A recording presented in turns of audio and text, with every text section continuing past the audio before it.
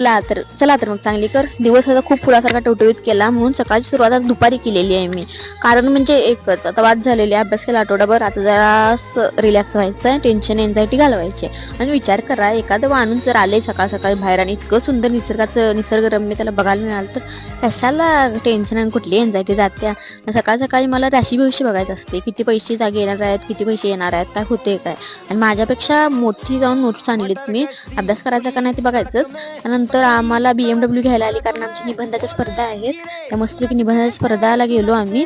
आणि तिथं गेलं, अशी माणसं आम्हाला अशी बघत होती ती काय माहिती, आम्ही सौंदर्यवान अप्सराच नव्हतो का. त्यानंतर तिथं गेल्यावर मस्तपैकी निबंध लिहिला आणि आमचे फोन काढून घेतलेला, एकदम स्ट्रिक्ट घेतलेलं ना. माझा तेवढा फोन माझ्याकडे होता, तो मग नंतर घेतलेला. आणि आमच्या मेहनतचं फळ म्हणजे आमच्या घामं घाललेला, त्यामुळे आम्हाला वडापाव दिला. वडापाव घेऊन तिथे गुलाबाचा एक फोटो घेऊन आणि आमच्या मॅडमला टाटा म्हणून गेलो आम्ही, निघालो. आणि ह्या असल्या धुरळात आम्हाला लिहिलं नाही ना, की आमच्या केसाचा आणि आमच्या तोंडाचा धुरळा झाला, नुसता धुरळा.